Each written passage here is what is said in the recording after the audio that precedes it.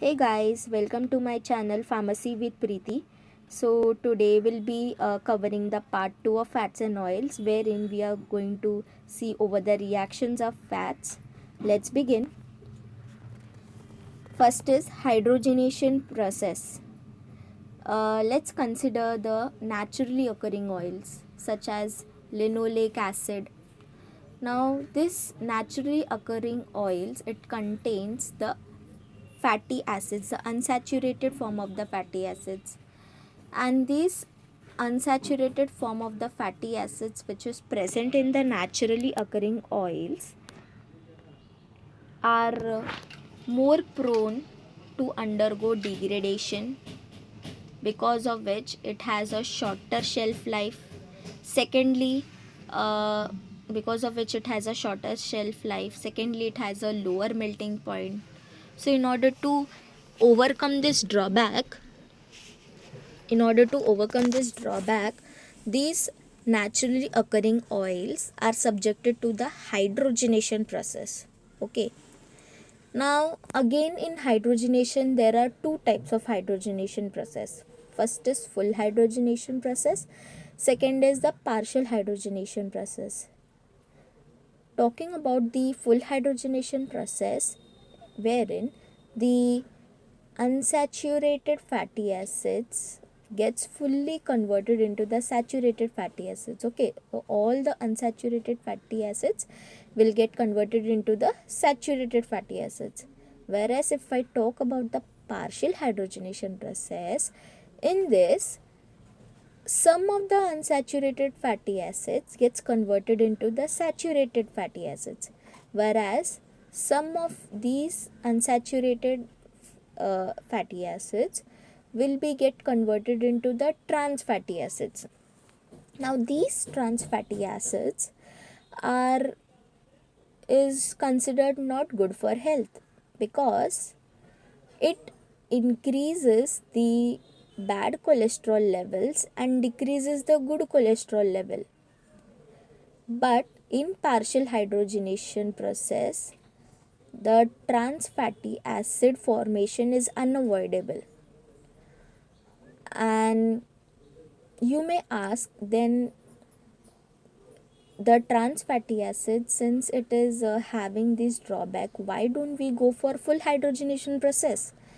The reason is, if we will carry out the full hydrogenation of these unsaturated fats, then it will get converted into the saturated fats. Okay, and as we know, these saturated fatty acids, it is so aligned that it will stack tightly over each other. Okay, it will appear like a solid mass, similar to that of the fats which are present in the meat, and it will be difficult for use in the kitchen purpose. Okay, this is the reason why we don't go for full hydrogenation process, and therefore the partial hydrogenation process is favored. Although the percentage of trans fatty acid is tried to keep as low as possible in the oils. Okay, so hydrogenation is referred to as hardening process. Why so? Because since we are converting unsaturated form into the saturated form, and as we know, the saturated form has high melting point. Okay, it will remain in the somewhat solid form, okay, as compared to unsaturated form. Okay, so hydrogenation is what? It is basically a addition of hydrogen across a carbon-carbon double bond, leading to a formation of the saturated fatty acids. All right, so here another point is mentioned here is it leads to the conversion of cis isomer of fatty acids to the trans form. This statement will be well understood by the chemical reaction. Let's see the reaction. So here this is an example of fatty acids which is present in one of the naturally occurring oils. Okay, let's consider this is an fatty acids which is present in the oil, okay, which is present in the naturally occurring oil. Now here it is a cis form. Here we can see one of the hydrogen is at this side, another hydrogen is at this side. So both the hydrogens are present on the same side, therefore it is referred to as cis form. This cis form of these fatty acids, when it is subjected to hydrogenation process in the presence of catalyst called nickel at high temperature of 250 degrees Celsius and high pressure, will result in the formation of the saturated fatty acids. Okay, there is no double bond seen here, and hence this is saturated fatty acids, whereas some of these unsaturated fats will get converted into the trans fatty acids. Okay, so here this was a cis form, will get converted into the trans form. Here the hydrogens are present on the opposite end across the double bond. Okay, the hydrogens are present on the opposite end across the double bond. Now, along with the hydrogenation process, the isomerization process will also happen, wherein in this hydrogenation there are two types of isomerization will takes place. First is geometrical isomerization, and the second one is the positional isomerization. So the conversion of the cis form of the fatty acids to the trans form is an example of the geometrical isomerization, wherein the geometry, so here the structure is changed, the geometry is changed. Okay, this was a cis form and the product which is obtained is in the trans form. The second one is the positional isomerization. In positional isomerization, the another trans fatty acids which is formed, which is having the double bond at another position. Okay, the position of the double bond is changed, although it is a trans fatty acids, but the double bond is changed, and hence it is an example of the positional isomerization. All right, now there are certain factors which are responsible for, or the parameters which are affecting the hydrogenation process, that is the extent of unsaturation, or we can say the degree of unsaturation, the hydrogen pressure, the temperature, and the type of the solid catalyst used. So talking about the extent of unsaturation, as the unsaturation increases, the rate of hydrogenation process will also increase. Okay, and once the reaction is completed, the catalyst which is used, that is nickel, the solid catalyst, it is removed through the filtration process. Okay, next is we have seen the isomerization. Since here there is a formation of saturated fatty acids during the reaction, and these saturated fatty acids have high melting point. Why so? We have already discussed the saturated fatty acids. When more such saturated fatty acids will align together, then it will form a packed structure, a closed packed structure, and this structure is difficult to segregate or separate, and therefore it needs a very high temperature, and hence these saturated fatty acids have a high melting point. So therefore the hydrogenation process is also sometimes referred to as hardening process. Okay, I hope you got the reason why it is termed as hardening process. Now the reactors here, which is made up of a stainless steel, it which is resistant to the corrosion by fatty acids. So the reactions which is carried out, the hydrogenation reaction which is carried out for the unsaturated fatty acids, it is generally carried out in reactors made up of a stainless steel, and these stainless steel is resistant to fatty acid, resistant to the corrosion which is caused by fatty acids, and the temperature requirement for the hydrogenation is in the range of 150 to 210 degrees Celsius.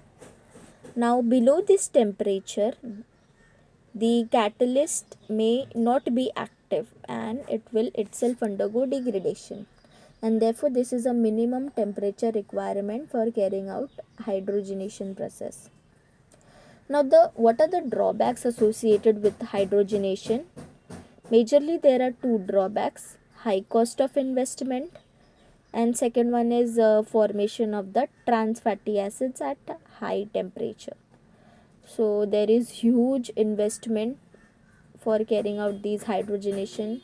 However, it is a chemical reaction which is not a natural reaction which is taking place by the environment, but it is, we are carrying out purposefully to the naturally occurring oils so as to enhance or to increase their shelf life and to increase their melting point. Second one is the formation of the trans fatty acids at high temperature. So these trans fatty acids, again we have seen that it is not good for health, as it increases the bad cholesterol level and decreases the good cholesterol level, which is not good for our health. However, this trans fatty acid is unavoidable during the reaction, and but it is undesirable too at the same time, and therefore the uh, adequate measures are taken to keep these trans fatty acids as low as possible in the oils.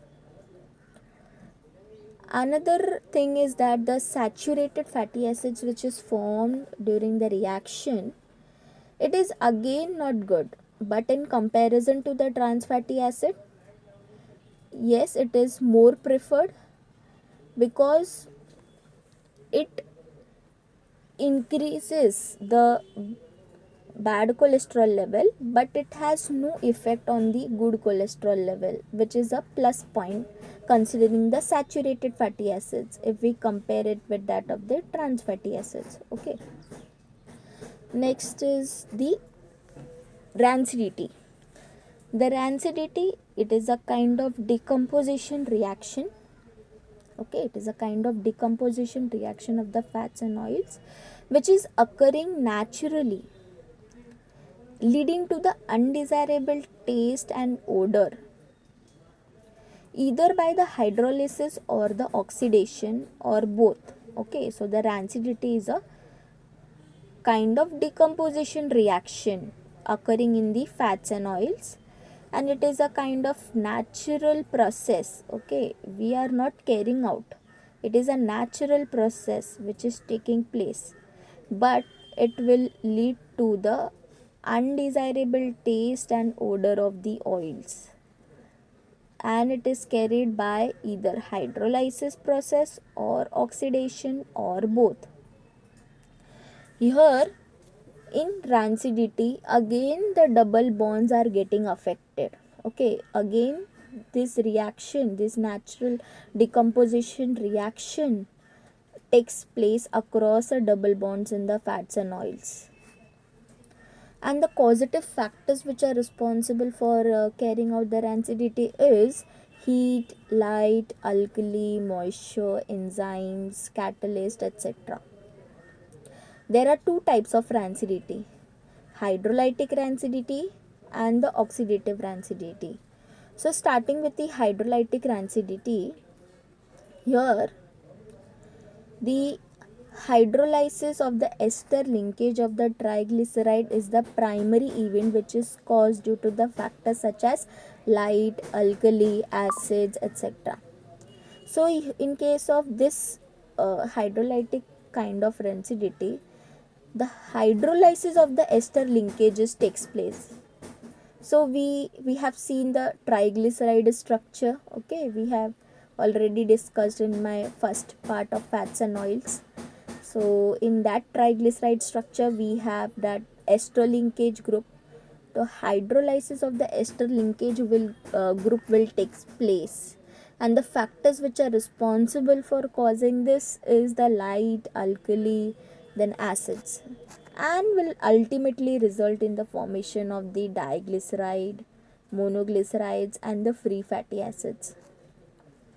One thing to note here is that as the free fatty acid formation increases in the oil, this will have a foul odor and undesirable taste. Okay, so this free fatty acid content should not increase. Although during hydrolysis, the hydrolytic reaction takes place and the free fatty acid content increases, which brings a foul odor and undesirable taste. So here is a reaction. This is a triglyceride structure. Okay, this is a ester group, C double bond OO. When it undergoes the hydrolytic rancidity in the presence of enzyme called as lipase. So this lipase will act on one of these molecule to form a diglyceride. Okay, there will be two glyceride remaining, and hence it is referred to as diglyceride, and there is a formation of free fatty acid.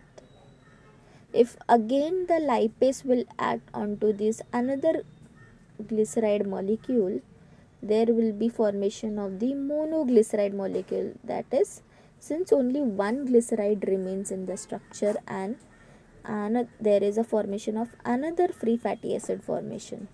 So as the free fatty acid formation or as the free fatty acid content increases in the oil, it brings a change in the flavor and the taste of the oil. If the hydrolytic reagent used is sodium hydroxide or KOH, that is instead of lipase, if the NaOH or KOH, if it was a hydrolytic reagent, then these fats and oil get converted into the sodium salts of fatty acids and the potassium salts of fatty acids. So here the free fatty acids which is formed, it will be either a sodium salt or a potassium salts of free fatty acids, and this process is oftenly referred to as saponification kind of reaction. Okay, so hydrolytic rancidity is sometimes referred to as lipolytic rancidity, whereas the hydrogenation process was sometimes referred to as hardening process. So here rancidity is referred to as lipolytic rancidity. Alright, next type of rancidity is oxidative rancidity. Oxidative rancidity occurs by the oxidation of the unsaturated fatty acids by the atmospheric oxygen. So here the atmospheric oxygen is responsible to cause the rancidity. And since this oxidative rancidity is very much spontaneous, and therefore it is oftenly termed as auto-oxidation process.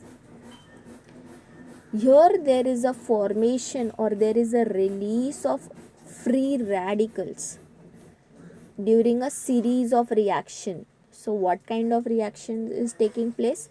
First is the fats and oil will get converted into the primary oxidation product by certain factors. Okay, the fats and oils will get converted to the primary oxidation product by certain factors. The factor here is oxygen. Next is these primary oxidation product will get converted into the secondary oxidation product through decomposition process, and thirdly this secondary oxidation product gets converted into the tertiary oxidation product through oxidation. Okay, next is the oxidation of the double bond of the unsaturated triglyceride. It result in the formation of peroxide, and this peroxide is highly unstable molecule, and therefore it will decompose by the hydrolysis to form the aldehydes and ketones and acids of a smaller carbon chain, leading to the objectionable odor and taste. and this process is referred to as rancidity process. So in this, what happens is the double bond which is present in the unsaturated triglyceride molecule, it will oxidized to form a peroxide. Peroxide, being highly unstable, undergoes decomposition process by hydrolysis to form aldehydes, ketones and acids. And these aldehydes, ketones and acids have an objectionable odor and taste, and this is nothing but the oxidative rancidity. Now there are mechanisms which are involved for the free radical formation. The steps which is involved is, first is initiation, second is propagation, third is termination. So first one is initiation, wherein there is abstraction of the hydrogen. Abstraction of a hydrogen is brought by the action of a light and a metal, leading to the generation of free radicals. So in initiation step, the hydrogens which are present at the alpha position, at the alpha carbon, the alpha carbon is the carbon which is attached to the carbon which is ultimately containing a double bond. Okay, the carbon which is attached to the carbon which is ultimately containing a double bond is referred to as alpha carbon, and the hydrogens present in the at the alpha carbon will be abstracted by the factors. Okay, those factors are the light and metal, and there will be a generation of the free radicals. So here we can see that there is a free radical formation. There is a free radical here formation. Okay, so this is a double bond here and this alpha carbon. So the free radical structure is represented by this carbon. So this carbon is represented as free radical. Okay, here there is a removal of a proton, a hydrogen, one hydrogen, and hence there is a formation of radical. Now in propagation step, once these free radicals which are formed, it will be allowed to combine with atmospheric oxygen to form a peroxy radical. Okay, now these free radical will react with this oxygen to form a peroxy radical. These peroxy radical being highly unstable, therefore it need to be get stabilized. So it is, since it is highly unstable, so it requires a hydrogen, and it will abstract the hydrogen from the another fatty acids. This is the another fatty acid molecule. Okay, to form this hydroxy peroxide, and a free radical formation. Since this peroxy radical will abstract this one of the hydrogen, leading to the formation of free radical. Again this free radical will react with atmospheric oxygen. Okay, this free radical which is formed, it will react with the oxygen to form another peroxy radical molecule. Again being highly unstable, it will react with the third fatty acid molecule. It will require the hydrogen by the third fatty acid molecule, and this cycle will continue. Okay, this cycle, propagation step will goes on continuing until the termination steps arises. So how this termination will take place is by introducing the ascorbic acid or the vitamin E in the oil. This will prevent the fatty acid to undergo further rancidity process. So in case of termination, what happens is the peroxy radical which is formed in the previous propagation step, the peroxy radical which is formed, it will and the free radical which is formed. Okay, in the presence of ascorbic acid, which is an antioxidant, or a vitamin E, it it will prevent the propagation step, because this ascorbic acid will will uh, provide the hydrogens to this free radical to stabilize. This ascorbic acid will provide the hydrogen to these free radicals, and the further step, that is a reaction with the oxygen, atmospheric oxygen, will be terminated, and hence the propagation step will be terminated by introducing the antioxidants in the oils such as ascorbic acid or vitamin E. I hope you got the reaction.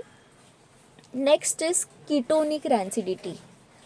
Now, this ketonic rancidity is commonly found in the butter fats, oil such as coconut oil, palm kernel oil.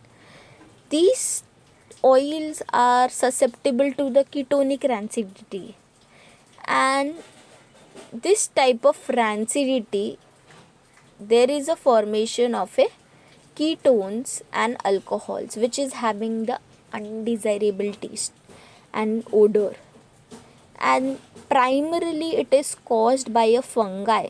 This type of rancidity is caused by a fungi. However, the moisture will promote or accelerate the rancidity process. This ketonic rancidity is commonly observed in the short fatty acid chain ranging from C6 to C14. And the fungi, the common fungi which is responsible for causing this ketonic type of rancidity is Phycomycotina and Ascomycotina. Okay, these are the class of the fungi. Further,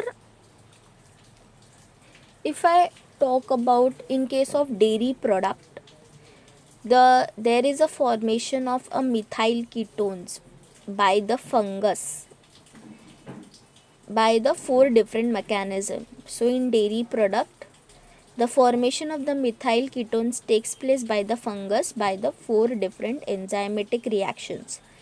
First is the liberation of the free fatty acid from the triglyceride of the milk by the enzyme called as lipase.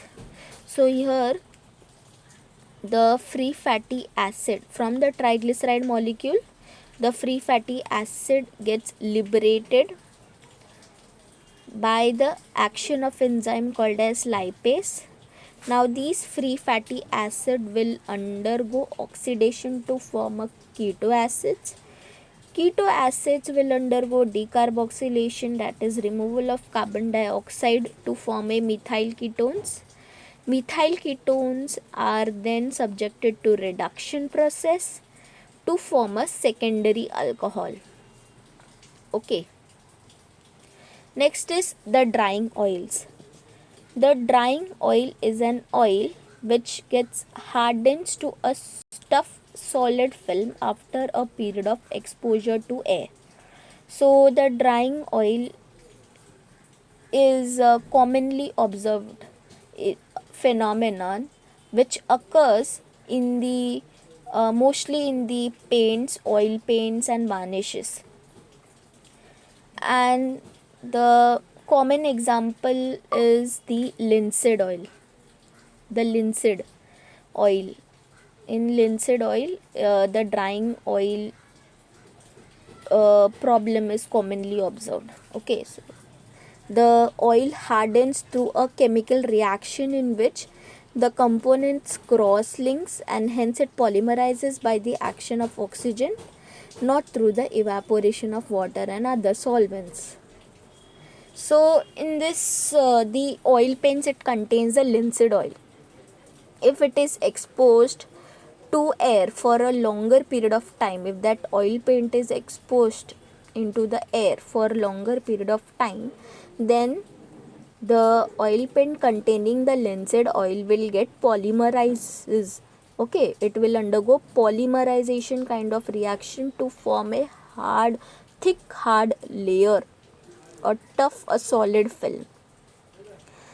And this is not through the evaporation of water. Okay, there is a kind of chemical reaction which is taking place. Polymerization is taking place and not through the evaporation of water. And so in this table there is the certain iodine, the values are indicated. That is the iodine number, which has a direct relationship with the unsaturation. So we'll be discussing the iodine number more detail in the next video, that is the part 3. Just for now, understand and remember. So in case of iodine number, if the iodine number is more than 130, then the type of oil is regarded as drying oils. If it is in between 115 to 130, then it is referred to as semi-drying oils, and if it is less than 115, then it is a type of non-drying oils. Okay, so here is a reaction which I have shown how the polymerization actually happens in the in such oil paints. So I have taken an example of linseed oil. Okay, the linseed oil, this is a structure of a linseed oil, wherein I have represented just the one part of it. Okay, now here we can see the unsaturation which are present. Both the unsaturation which are present are separated by a methylene group. There is one methylene group. Now in the presence of oxygen, one of the hydrogen will get removed off, leading to the formation of a radical. So here you can see there is a radical formation here once the hydrogen is removed off. Now the double bond which is present here, one of the electron will form a bond here at this position, okay, along with this radical, and another electron will remain here in the form of a radical. Okay, in the form of radical. So there is a shift in the double bond taking place from this position to this position. Now after the reaction with oxygen, it will get converted into the peroxide, and this peroxide is highly unstable. Okay, this peroxide is highly unstable. Now this peroxide being highly unstable, it will try and abstract the proton. Okay, it will try and abstract the proton. So the protons which was removed off, okay, the protons which was removed off from this position, it will be abstracted by this peroxide to form a hydroxy peroxide. This is the structure of hydroxy peroxide. Now at the same time, the another fatty acid chain, this. So one fatty acid, this is the one fatty acid. Now the second fatty acid at the same time will undergo the removal of the proton. The same reaction will be happening here. Again there will be a formation of radical. Now this hydroperoxide will react with these radical. Okay, now this hydroxy peroxide, it will react with the proton which is removed off from this another fatty acid to form a water, leading to the formation of this molecule. Okay, leading to the formation of this molecule. Now this molecule will react with the radical molecule, okay, to form the cross-linked polymer structure. This is a detailed mechanism which I have tried to show here, and on the right hand side it is just the gist of the reaction. You can also go through it. In my next video, we'll be covering the analytical constants for the fats and oils. For now, we have tried to cover the reactions of the fats and oils. Thank you.